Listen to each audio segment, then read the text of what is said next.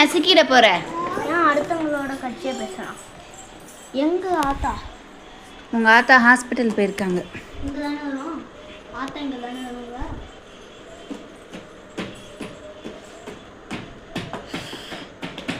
வரானா?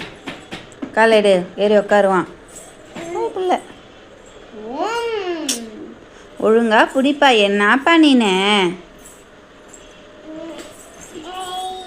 ம் கிருஷ்ணா அப்பனே